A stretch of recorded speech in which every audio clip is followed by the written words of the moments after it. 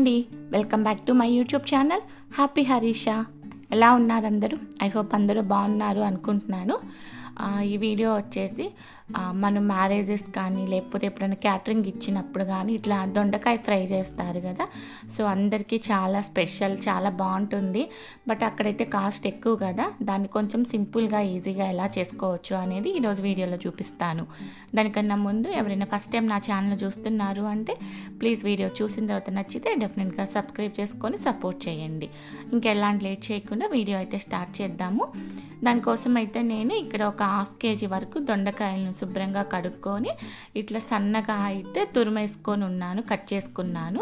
ఇట్లా సన్నగానే బాగుంటాయి, మళ్ళీ వీటిని మిడిల్లోకి కట్ చేయకండి, ఇట్లా పొడవుగానే సన్నగానే ఉంచుకోండి. ఇక్కడ వచ్చేసి నేను అరౌండ్ ఒక 1/2 kg వరకు తీసుకున్నాను.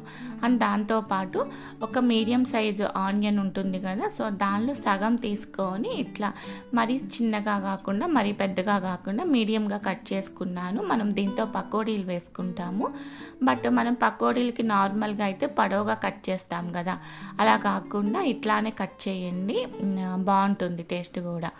దాని తర్వాత అవి రెండు పక్కన పెట్టేసుకొని ఇప్పుడైతే డీప్ ఫ్రైకి కొంచెం ఆయిల్ పెట్టుకొని నేను కట్ చేసుకున్న దొండకాయల్లో సగం అయితే తీసుకొని ఫ్రై చేసుకుంటున్నాను.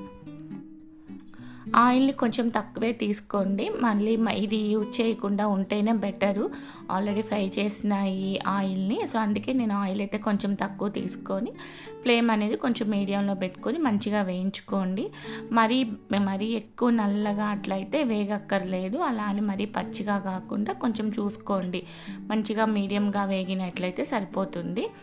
ఈ లోపైతే నేను పకోడీకి అయితే ఇది కలిపేసుకుంటున్నాను పిండి. సో మనం నార్మల్గా పకోడీలు వేసినంత కరెక్ట్గా అంత అలా అయితే వేయక్కర్లేదు, నార్మల్గా కొంచెం మెత్తగా ఉన్నా సరిపోతుంది. అలా కాకుండా మనం పకోడీకి వేసుకున్నట్లు అన్ని కరెక్ట్ క్వాంటిటీలో కరెక్ట్గా మిక్స్ చేసుకోవాలని అయితే ఏం లేదు, ఓకేనా. సో నేను ఈ ఆనియన్స్లో కొంచెం ఉప్పు, కారం అండ్ కొంచెం ధనియా పౌడర్, కొంచెం జీరా పౌడర్ వేసుకున్నాను. జీరా పౌడర్ కొంచెం వేసుకున్న, దాంతోపాటు శనగపిండి అనేది ఒక 2 టేబుల్ స్పూన్ల శనగపిండి వేసుకున్నాను.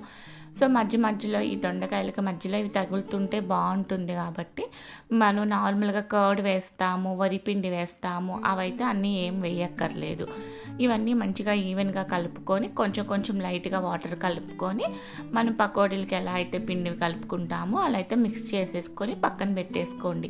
మనం దొండకాయలు ఫ్రై చేసిన వెంటనే ఆల్రెడీ పిండి కలిపేసుకొని ఉన్నామనుకోండి, పకోడీలు వెంటనే వేసేసుకుంటే ఈజీగా ఉంటుంది. అందుకోసం అయితే నేను ఈ పిండి కలుపుకొని పక్కన పెట్టుకుంటున్నాను. దొండకాయలు అయితే ఆల్మోస్ట్ ఫ్రై అయిపోయాయండి. మనం ఏదైనా వెజ్లో స్పెషల్స్ చేసుకోవాలి అంటే ఏదైనా చిన్న అకేషన్స్, ఏదైనా పూజలు, వ్రతాలు, ఏదైనా వెజ్ స్పెషల్ థాలీ లాగా ఉంటుంది కదా, సో అలా చేసుకోవాలనుకున్నప్పుడైతే డెఫినెట్గా ఆ లిస్ట్లో యాడ్ చేసుకోవాల్సిన రెసిపీ అండి ఇది. దొండకాయ ఫ్రై చాలా బాగుంటుంది. మనం క్యాటరింగ్ ఇచ్చినప్పుడు కానీ లేకపోతే కర్రీ పాయింట్లో అట్లా చూస్తాము, బట్ ఇంట్లో అయితే చాలా తక్కువ చేస్తుంటాం కదా. బట్ ఇలా నేను చెప్పిన విధంగా అయితే ట్రై చేసి చూడండి, డెఫినెట్గా అయితే నచ్చుతుంది. మీరు కావాలి అనుకుంటే దీన్ని కొంచెం స్టోర్ చేసుకునేలాగా కూడా చేసుకోవచ్చు. 1-2 డేస్కి ఫ్రైయే కాబట్టి ఏం పాడైపోదు. లేదు ఇమీడియట్గా అనుకున్నప్పుడు కూడా కొంచెం క్వాంటిటీ చేసుకుంటే సరిపోతుంది.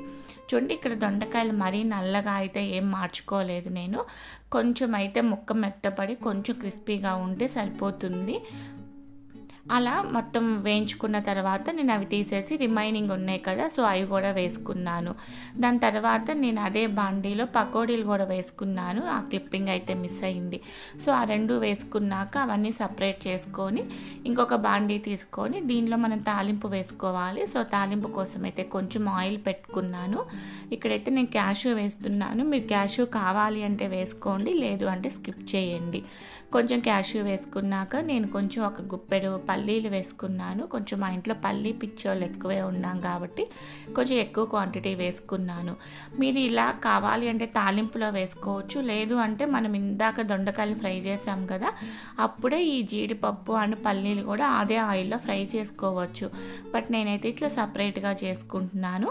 ఇవి వేగిన తర్వాత తాలింపు దినుసులు ఉంటాయి కదా, ఆవాలు, జీలకర్ర, ఆవాలు, జీలకర్ర ఇవన్నీ ఉంటాయి కదా, సో ఇవన్నీ వేసుకున్నాను. మీరు కావాలి అంటే దీనిలో ఎండుమిర్చి కూడా వేసుకోవచ్చు, బట్ నేనైతే ఎండుమిర్చి వేయలేదు.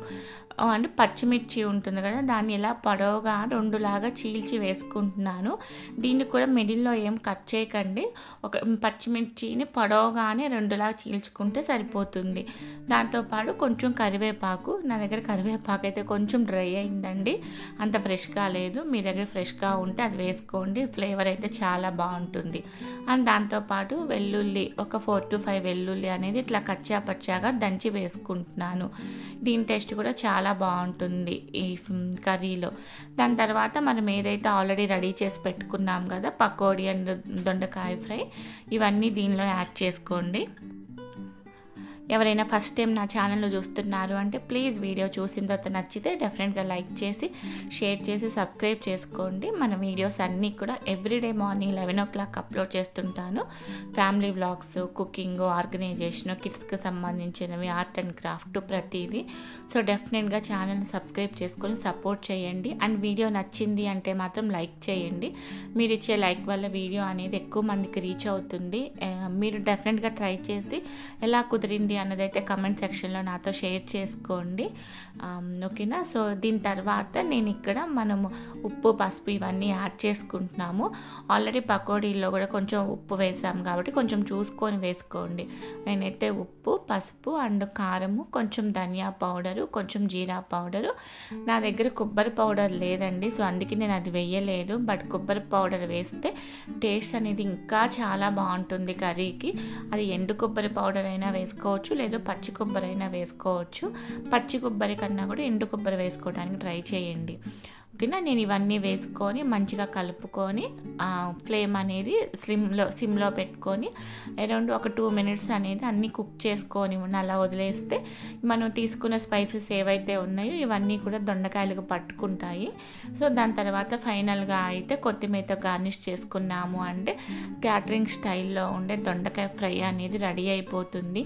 చాలా బాగుంటుంది ఇది. మనం సాంబార్ కానీ, పప్పు కానీ అలాంటి వాటికి సైడ్ డిష్ లాగా బాగుంటుంది, లేదు అంటే డైరెక్ట్గా అన్నంలో కలుపుకొని తిన్నా కూడా చాలా నచ్చుతుంది.